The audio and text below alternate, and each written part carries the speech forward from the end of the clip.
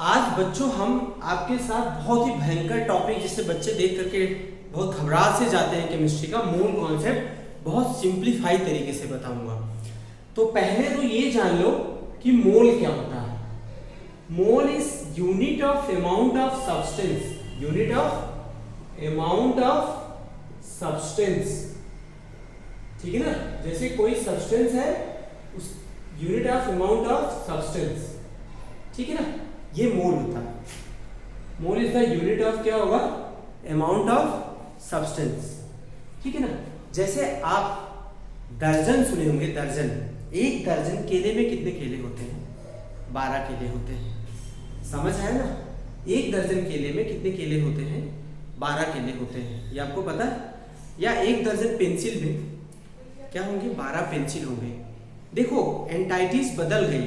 Entities मतलब आप अभी बनाना बोल रहे थे, आप क्या बोल रहे हो? पेंसिल, लेकिन नंबर दोनों के वही है, समझ है कि नहीं बात। जैसे मैं कहूँ 1 डजन चेयर, तो मतलब I am talking about the 12 chair, इसका मतलब हम 12 चेयर के बारे में बात कर रहे हैं। कितने चेयर के बारे में बात कर रहे हैं? 12 चेयर के बारे में बात कर रहे हैं। तो ऐसे तो ये जो दर्जन है या डजन है, वो ये क्या बताता है? क्वांटिटी बताता है ना, अमाउंट बताता है ना, नंबर्स बताता है ना, क्वांटिटी बताता है उसकी ना, आएगी ना बस। वैसे मोल्स भी क्या बताता है? उसकी अमाउंट ऑफ सब्सटेंस, क्वांटिटी बताता है, सब्सटेंस की क्वांटिटी बताता है। समझ आई नहीं बात? क्या बताता है? सब्सटेंस की क्वांटिटी बताता है। तो अभी हम इसको डिफाइन, तो मोल समझ आया क्या होता है कि 1 मोल ऑफ एनी एंटाइटीज, ध्यान रखना, 1 mole of any entities, any entities contains 1 mole of any entities contains 1 mole of any entities contains many entities as equal to 12 gram of carbon, as equal to 12 gram of carbon 12 isotopes, of carbon 12 isotopes.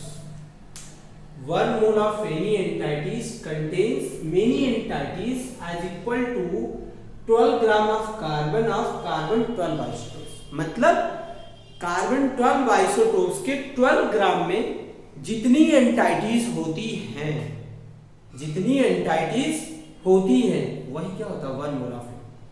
इसको prove करते हैं, कितनी entities होती है? 12 gram carbon में कितने numbers of carbon atom होते हैं? कार्बन एटम है ना, तो चलो अभी हम इसको बाद में करते हैं। एक वर्ड है एंटाइटीज, इसको समझते हैं। What is entities? Entities means क्या होगा? एटम्स,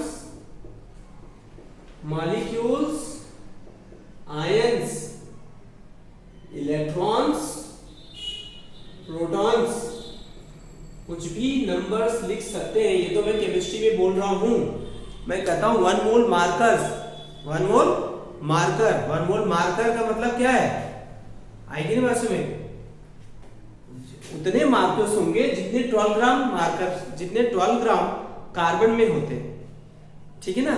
जितने 12 ग्राम जितने एटम 12 ग्राम कार्बन में होते हैं, उतने एटम, उतने मार्कर्स होंगे। एंटाइटीज का मतलब ये समझना, ठीक है ना, तो ध्यान रखिएगा। अब चलिए देखते हैं कितनी एंटाइटीज होती है, ठीक है ना। ये बताइए, मैंने पूछा 12 ग्राम कार्बन में, ठीक है ना। Actual mass of carbon 12 isotopes पता कितना होता है?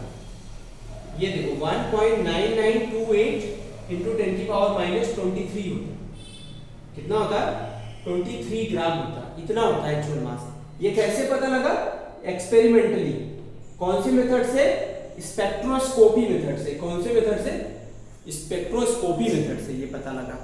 समझ आएगी नहीं बात? अच्छा ये बताइए, हमने पूछा, देखिए ये बहुत सिंपल सी बात है, 1.9928 इंटू 10 की पावर -23 ग्राम कार्बन में कितने एटम होते हैं? 1 एटम होते हैं। कितने एटम होते हैं? 1 कार्बन एटम होता है।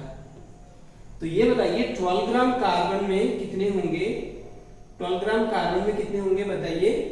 तो क्या होगा 12 अपान 1.9928 इंटू 10 की पावर माइनस क्या होगा 23। आफ्टर सॉल्विंग कितना आ गया 6.022 इंटू 10 की पावर 23 एटम्स। मतलब 12 ग्राम कार्बन में कितनी एंटाइटीज है 6.022 इंटू 10 की पावर 23 एंटाइटीज है, ठीक है ना। तो इसका मतलब 1 mole of any entities contain 6.022 into 10 to the power 23 entities. समझ आया आपको? याद रखिए 1 mole of any entities contain 6.022 into 10 to the power 22 entities. आगे समझ में नहीं आया? ओके,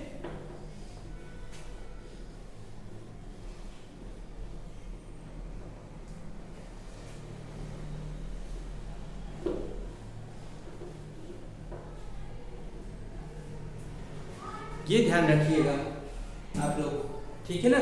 इतनी एंटाइटीज होती हैं।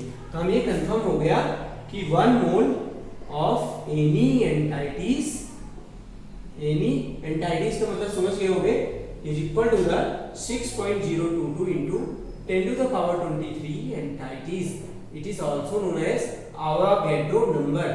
इसको क्या बोलते हैं आपने सुना भी होगा, आवागैड्रो नंबर।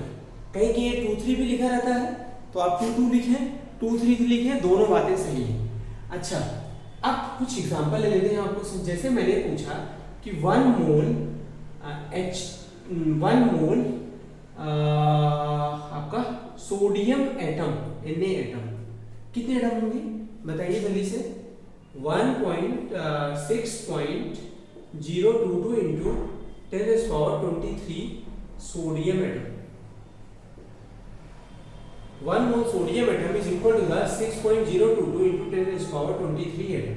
ओके, दूसरा पॉइंट है, अगर मैं कहूं 1 मोल H2 मॉलिक्यूल, देखो एंटाइटी चेंज हो रहा है, तो 1 मोल कितने मॉलिक्यूल्स होंगे 6.022 into 10 to the power 23 H2 molecule कितने होंगे। देखिए कोई चेंज नहीं हुआ, मोल की जगह ये नंबर आ रहा, और ये तो एंटाइटीज है ना, एटम्स, मॉलिक्यूल्स, आयन, ठीक है ना। याद रखिएगा इसको, इसमें कंफ्यूजन नहीं होना चाहिए। एक चीज मैं आपको यहीं पे बता दूं, मोलर मास क्या होता है मैं फिर बताऊंगा, वैसे मैंने पीछे भी पढ़ाया है। Mass of the 1 mole of substance क्या है, mass of 1 mole of substance, mass of 1 mole of substance is known as, mass of 1 mole of substance is known as molar mass। कौन सा मास कहते हैं, mass of 1 mole of substance is known as molar mass। ध्यान रखिएगा, mass of 1 mole of substance is known as molar mass। Got it? तो ये बताइए अगर हम बात करें 1 mole of substance, 1 mole of atom, mass of 1 mole of atom किसके इक्वल होता है, ग्राम एटॉमिक मास के। किसके इक्वल होता है, ग्राम एटॉमिक मास। मतलब मैंने लास्ट वाली क्लास में पढ़ाया था कि 1 मोल एटम का मास उसके एटॉमिक मास के इक्वल होगा। एटॉमिक मास क्या होता है, एटॉमिक मास क्या होता है, नंबर ऑफ एटम, मतलब mass of the substance in gram, mass of the substance in gram. तो mass of 1 mole atom equal होता है ग्राम एटॉमिक मास। जैसे मैंने कहा कि 1 मोल कार्बन एटम, हाँ, मास of 1 mole of carbon atom क्या होगा, कार्बन का एटॉमिक मास कितना होता है 12U होता है। क्या होता है 12U, तो कितना होगा 12 ग्राम हो जाएगा। क्या हो जाएगा, इसकी यूनिट भी मैंने बताया था ग्राम पर मोल, तो इसकी यूनिट क्या होगा gram per mole, molar mass. Mass of 1 mole of carbon atom कितना होगा 12 ग्राम। या ये कितने एटम का मास है, this is the mass of क्या होगा, मास ऑफ क्या होगा, mass of 6.022 into 10 to the power 23 carbon atom. Mass of 6.022 into 10 to the power 23 carbon atom. ठीक है, इस चीज का ध्यान रखिएगा। इसी तरीके से अगर हम बात करें आपका मोलर मास ऑफ वाटर कितना होता है, molar mass of water 18 gram per मोल ना, इसका मतलब ये क्या है, 18 gram per mole. This is the mass of क्या होगा, 1 mole water. This is the क्या होगा, mass of 1 mole water. This is the mass of क्या होगा, 1 मोल वाटर। या इसे हम कर सकते हैं मास ऑफ क्या होगा, 6.022 into 10⁻23 molecule of water, molecule of water। Got it? समझ रहा है? तो ये क्या है आपका, ठीक है ना, ये पूरा सार था इसको समझने के लिए। बाकी तो कुछ नंबर आप मोल्स कैलकुलेट करने के लिए फॉर्मूले हैं, आज हम आपको फॉर्मूले बता देते हैं, कल आप इसको पढ़ के रखिएगा या अगली क्लास में, तो तब इस क्वेश्चन इसके करना। तो कैलकुलेशन, अब एक चीज मैं और बता दूं, मोलर वॉल्यूम क्या होता है। मोलर मास तो बता दिया, the mass of 1 mole of substance is known as molar mass. Molar volume क्या होगा, mass of the molar volume क्या होगा, molar volume of the 1 mole of substance at STP is known as molar volume. Volume of, please ध्यान रखिएगा, volume of 1 mole of substance, 1 mole of substance at STP is known as क्या होगा, is known as molar volume. बहुत चीजें पूछी जाती है, STP का मतलब स्टैंडर्ड टेम्परेचर एंड प्रेशर। इसका मतलब क्या होता है, standard temperature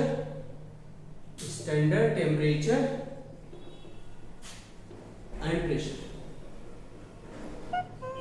standard temperature and pressure. ठीक है, तो ये ध्यान रखिएगा।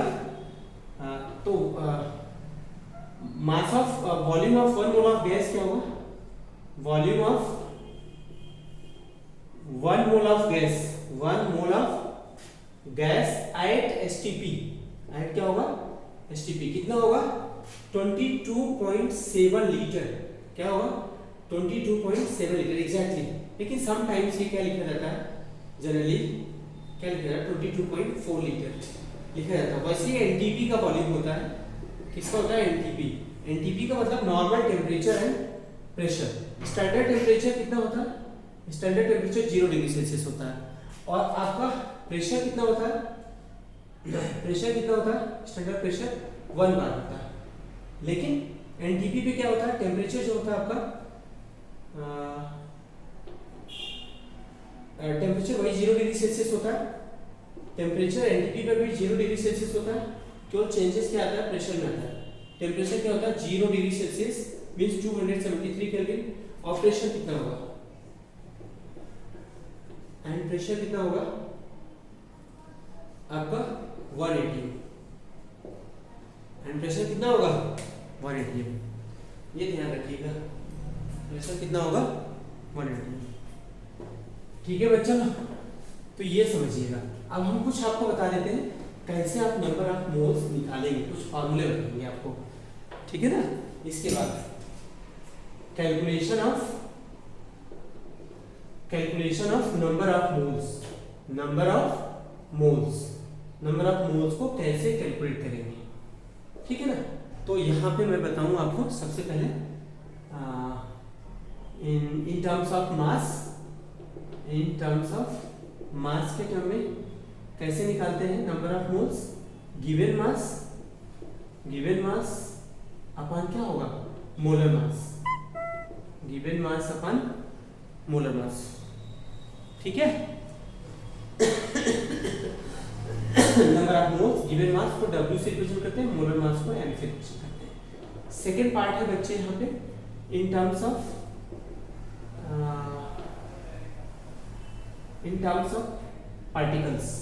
पार्टिकल्स के term, number of particles in terms of particles. n equal to क्या होगा, नंबर ऑफ पार्टिकल्स कितने होंगे, नंबर ऑफ पार्टिकल्स जो भी गिवन होगा Avogadro number 6.022 into 10 raised power 23, इसको आवोगाड्रो नंबर बोलते हैं, ठीक है ना। थर्ड पॉइंट,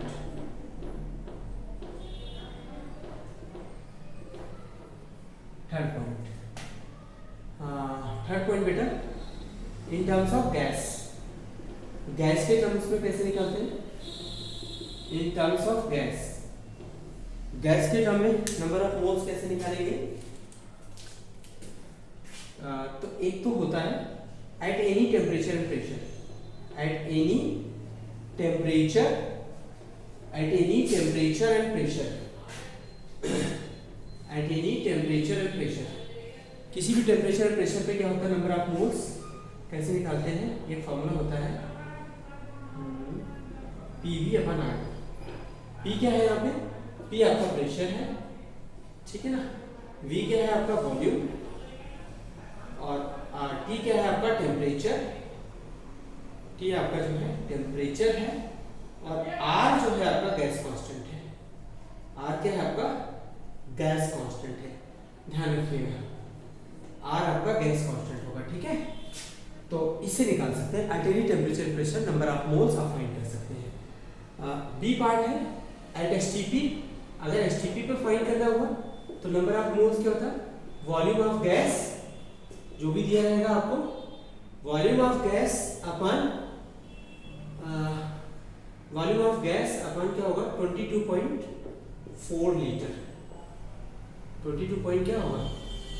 4 लीटर, ये लीटर में volume of gas in litre upon 22.4 litre, इससे निकल आएगा। ये नंबर ऑफ मोल्स कैलकुलेट करने के लिए, ठीक है ना। तो इतनी चीजें आप क्या करना है, आपको पढ़ना है ध्यान से।